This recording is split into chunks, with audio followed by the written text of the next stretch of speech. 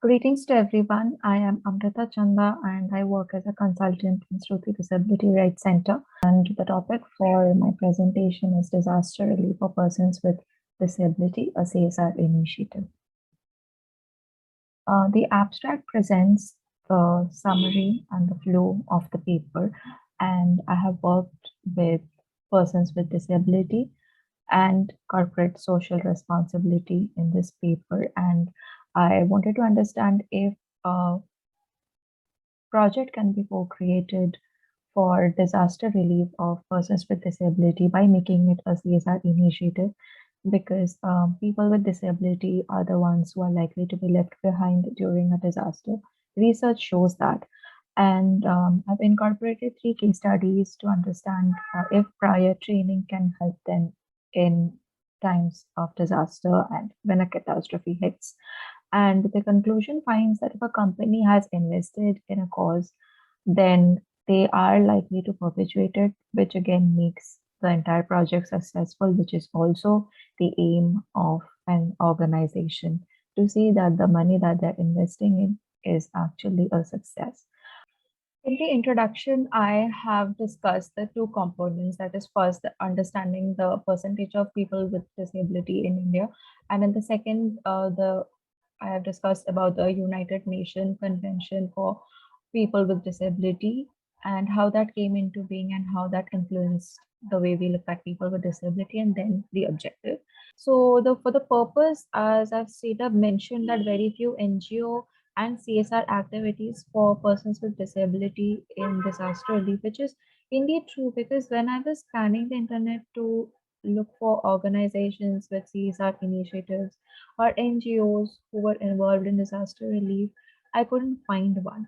So that's when my interest developed even further, thinking, why cannot this be a proper CSR initiative? I mean, I did come across CSR activities during COVID, which was done by a lot of organizations as a part of the CSR activities, but it was not a proper CSR initiative. So I was thinking, why not uh, take this proposal to companies and see if they are actually interested in developing a CSR initiative by maybe including organizations who already work with persons with disability, because I believe persons with disability should be empowered, and for that to happen, whatever help is needed should be provided. And when businesses have to, uh,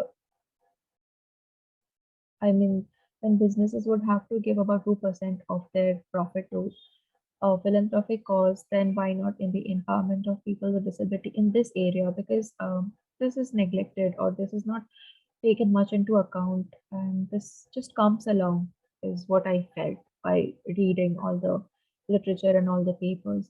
So that's why I think this study is important, and that's why I have been very interested in this, and that's the whole point of doing a presentation and a paper on this.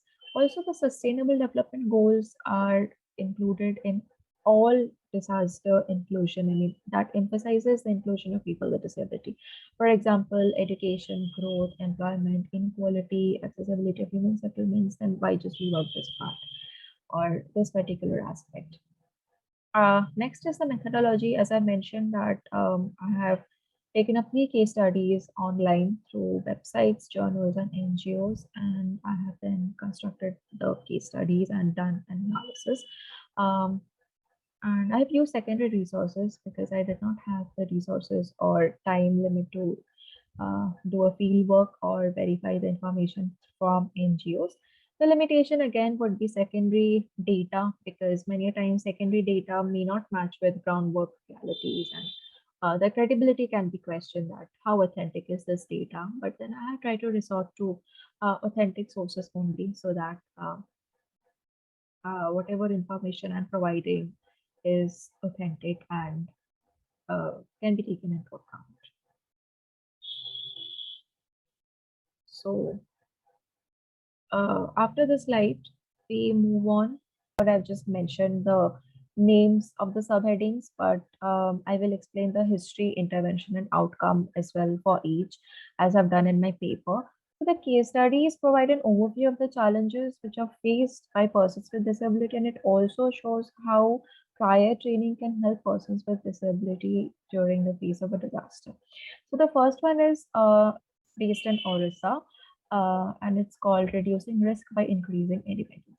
So this is about a 10-year-old girl who lives in the coastal village of Orissa, and she has cerebral palsy, due to which she has weakness in her arms and also she has difficulty in walking.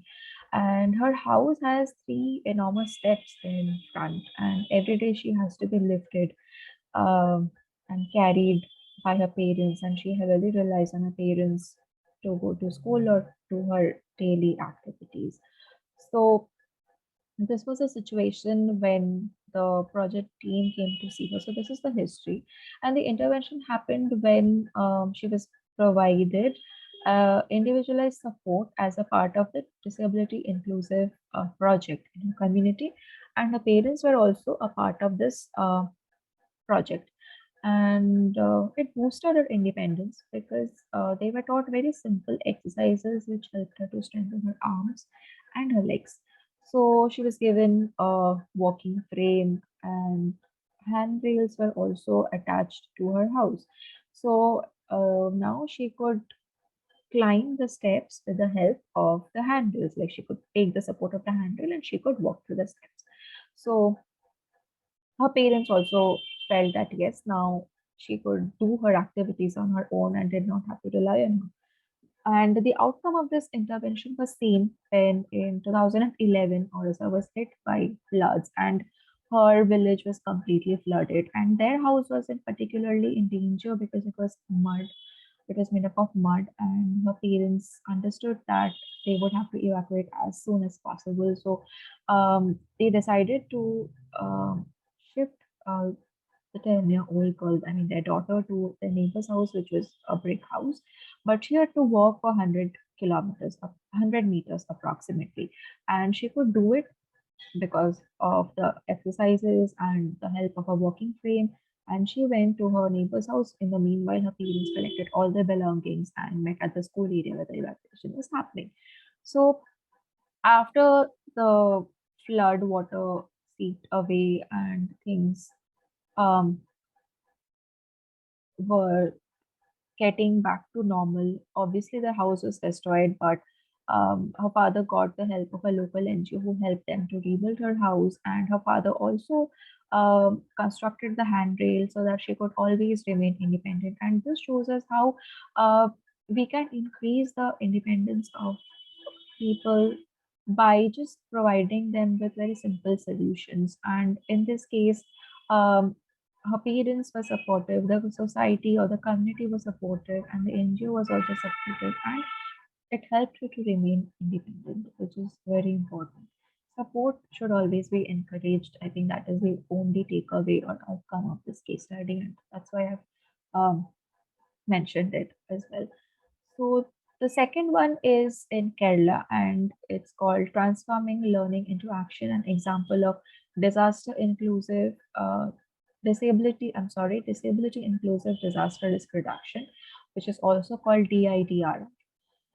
So the history about of this case study is in 2016, um, an intercollege on an intercollege on which was particularly for persons with disability, collaborated with Kerala State Disaster Management Authority for a training project to strengthen, and the project was called Strengthening of Emergency Response Capabilities and Emphasis on Differently Abled People. And the goal was to improve the capacity of persons with disabilities so that they became resilient to disasters. And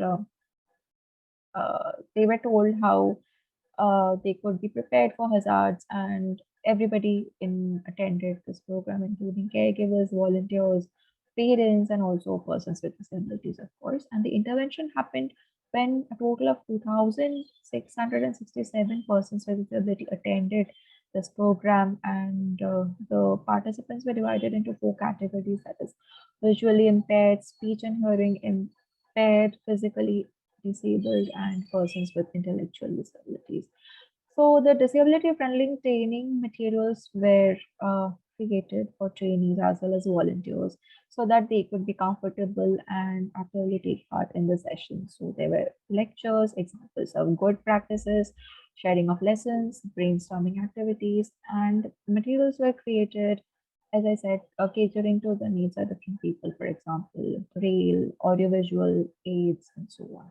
And the training module was distributed throughout Kerala by Kerala State Disaster Management Authority, or KSDMA. And the outcome is can be seen when a group of volunteers from a certain palliative and paraglyphic care center in Ernakulam attended this program by KSDMA, and the program empowered the volunteers to evacuate all persons with disability in the disaster when the floods hit Kerala in 2018. And the initiative brought together persons with disability, disaster experts, and community level, as well as government officials together to develop new knowledge, which was influential in changing the attitude towards disaster management. And this is indeed a good practice of showing how a participatory approach, right from uh, the person to the community to the government, the hierarchy is maintained, and um, a good practice was seen. The third one is in Uttarakhand called the Cluster Initiative. So in 2018, a cluster made up of 17 members organization was developed in Uttarakhand, but it became a member of 50 people in 2014, and it became a very powerful cluster. And its vision was to empower persons with disability and uh, see that they participate in the community and their voices are heard. And the participation was done through self-help groups and disaster persons organizations. The intervention happened when the cluster nominated 3 health professionals from the cluster for an Australian Leadership Award fellowship to create an evidence-informed approach. It consisted of a 3-week, 10-week placement, and these 3 professionals were also given a salary. What happened was in the placement, they learned about leadership skills, what can be done to remove barriers or myths about persons with disability, how inclusion guidelines can be developed, uh, keeping in mind Uttarakhand, or how evacuation strategies can be developed because it is a hilly region. In the meanwhile, they were successful in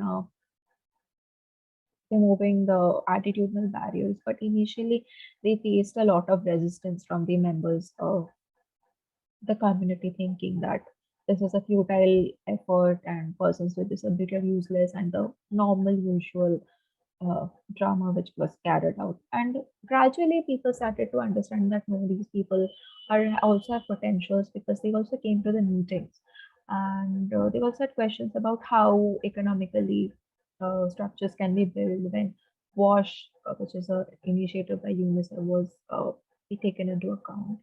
And I think toilets were built with a very cost-effective strategy medium, I would say.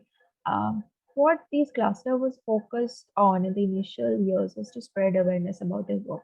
So they celebrated in short-term wins. For example, they celebrated World Disability Day. Then they collaborated with Rotary International. So what happened was a lot of people came to know that what the objective was and what are the things that they do, and it helped in raising awareness about more people. It helped in raising awareness and more people joined. And the outcome was seen of this intervention when the flood struck in Uttarakhand in 2013, and more than 5,000 people were killed and left homeless. So the cluster orchestrated a massive response, and they looked for persons with disability. That was their first criteria.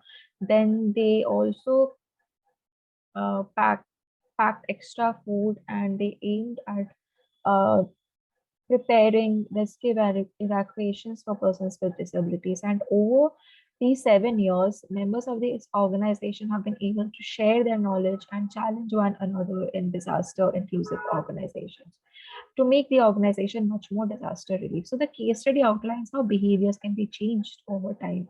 And it is very important to network with local self-government and external stakeholders so that they can receive the help when needed in the face of disaster.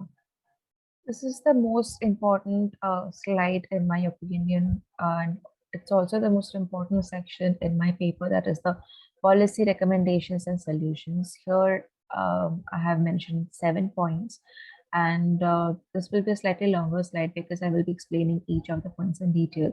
So the first point is CSR implementation strategy. I think that it is very important for companies to understand what implementation strategy will work for them. For example, if they're consulting a consulting firm or an NGO or any other third party, to understand what project cycle they will be using. For example, I found implementation strategy by the International Institution for Sustainable Development, and it consists of 6 steps. It can be broken down into planning, doing, checking, improving, and then again reassessing the steps. So here, how the project fits into all the 6 points is important to be seen and discussed. And likewise, companies can work this out. I think within these 6 steps, some points I thought is important to be discussed. So I've mentioned that first is stakeholder management. I think it is very important to understand who the internal and the external stakeholders are. For example, the internal stakeholders would be the chief executive officer, the manager, employees, staffs, volunteers, and it is very important for all of them to be on board regarding the topic, or the project that the company is deciding on, because many a times companies engage employees. Employee engagement is done through volunteering activities by organizations. So if employees are not interested in a cause, then they will definitely be reluctant to participate. So it is important for all of them to be on board. And the second, I mean, the external stakeholders are the NGOs, the civic bodies, banks, and so on. I think it is crucial that the vision which the company has gets translated into action. So stakeholder management is essential. Second is budgeting. I think allocation of budget to carry out a project estimation should be done. And I think if even if a company is involving its own team of CSR in the part, I mean to say CSR uh, employees. For example, many organizations have a CSR department. So if they're engaging them, or if they're giving out a project to a firm, consulting firm, I think it is important for the company to have an estimate of the budget and just not blindly go by what the other departments or firms are quoting, and to get a rough understanding of where the money would be involved and how the entire fund will be managed. For example, I found that the Cipla Foundation is involved in disaster relief work, and they have also mentioned a budget. So, for example, if a company is trying to develop a CSR project completely for disaster relief, then they can approach Cipla Foundation and then they can understand how they did the CSR project and what their doings are. Third is monitoring and evaluation. I think it is crucial to understand the ground realities, and for that monitoring and evaluation comes in hand. I think the survey tools that are used in monitoring and evaluation, for example, employee and customer attitude, the media coverage, the physical and financial gaps, are all understood through monitoring and evaluation. And social audit is used many times to understand the needs and resources available to fulfill the social aims and objectives. And SATWA is an organization which uses the logical framework analysis, or LFA, to understand the progress of a project and correlate the activities carried out and the results that have been achieved. Fourth is CSR communication and reporting. I think it is important for companies to market their CSR strategy either through social media accounts, because social media attracts attraction of people. If either it's Facebook or Instagram, they can send out small videos or um, posts on a regular basis and gain popularity by showing the work that they do, so that when a disaster strikes, people will know that, okay, I saw this organization on Facebook or on Instagram, let's connect there. So I think how the marketing is done and how the communication is done should be figured out by the organization. CSR reporting, I think there are guidelines, for example, G4 guidelines, which companies can follow to report the CSR activities, and honest and open reporting is always encouraged. Awareness, I think creating awareness about the guidelines that NDNP has set out is extremely important. All the guidelines are there, but what happens during a disaster? Everybody is just dumbfounded. Why should that be? I think uh, whoever takes this initiative, or whichever organization the CSR activity, uh, CSR project is taken up, they should have the aim of spreading the knowledge in urban and rural areas and all across India, so that help can be offered, and there is awareness and help can be offered, is what I mean.